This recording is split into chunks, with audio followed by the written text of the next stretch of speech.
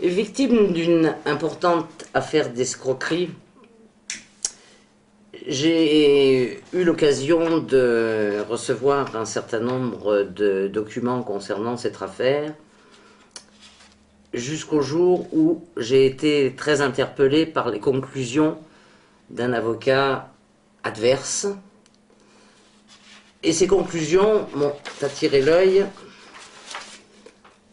sur un triangle avec des étoiles figurant en milieu de page.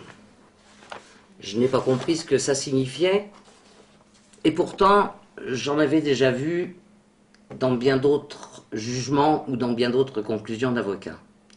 Ce qui est très intéressant dans ces signes maçonniques, c'est qu'en définitive, à l'origine, on appelle ça un cul de lampe. C'est-à-dire ça sert à séparer les paragraphes, mais la pointe doit être en haut, et doit être, si vous voulez, les astérix doivent être très resserrés. Et alors là, c'est carrément dénaturé en définitive, donc c'est certainement un signe de reconnaissance, d'autant plus que l'on remarque que, si vous voulez, ces étoiles sont placées à des endroits très précis. Dans cette affaire d'escroquerie dont j'ai été victime, l'avocat de la partie adverse, entre l'audience correctionnelle de première instance et le délibéré, adressait, ce qui pourtant est interdit par la loi, un courrier à la présidente du tribunal correctionnel sur lequel on voit un signe, 2 signes, 3 signes, 4 signes, encore des étoiles et toujours des étoiles. La signification de ces étoiles, disposées très souvent en triangle, la pointe en haut signifie que ce qui suit doit être lu avec attention par les frères maçons. Les 3 points, dites étoiles, triangle, pointe en bas, signifient qu'ici s'arrête le message. Les 3 points en ligne signifient, et c'est quand même très intéressant, que ce qui suit s'impose à tous les frères maçons et qu'ils doivent tout faire pour que ce message aboutisse, que le jugement soit justifié ou non, susceptible d'appel ou non. On appellera ça un trafic d'influence. D'autres exemples, un premier jugement correctionnel en première instance, une page, 2 pages, tout est normal. L'auteur des faits a été en première instance correctionnelle condamné pour faux bilan et escroquerie, et devant la cour d'appel, que voit-on?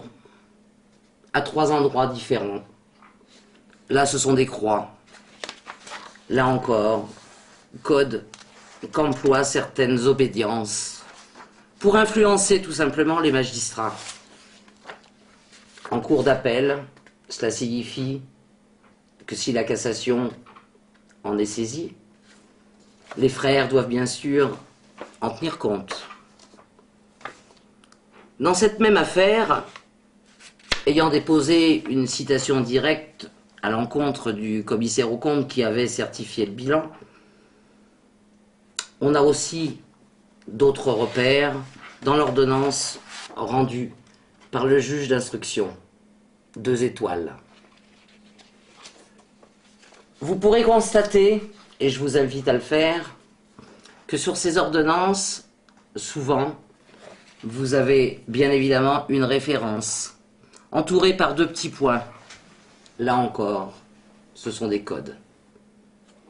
À chaque fois, le justiciable perd dès qu'on voit arriver les étoiles.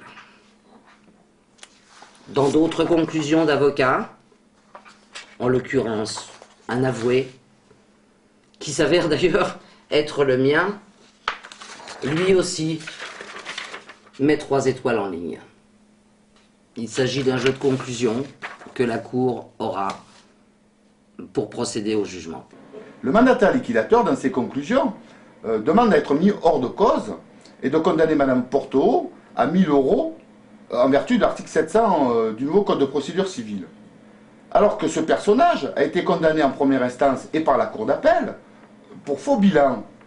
Ce faux bilan, je veux dire, caractérise une banqueroute frauduleuse. Donc le mandataire liquidateur devait engager une procédure contre cette personne. Et cela n'a pas été le cas.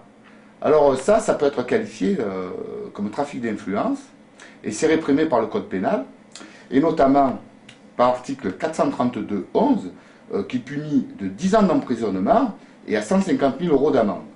Et si on prend l'alinéa 2 de ce même article, il est bien spécifié, soit pour abuser de son influence réelle ou supposée, en vue de faire obtenir d'une autorité ou d'une administration publique des distinctions des emplois des marchés ou de toute autre décision favorable. Et là, c'est le cas. Donc, je veux dire, c'est quand même très flagrant. Dans toutes les procédures que Mme Porteau a indiquées, on retrouve ces croix ou ces signes, si vous voulez, à des endroits bien précis, demandant à la Cour de tous ces jugements, je veux dire, sont complètement tronqués.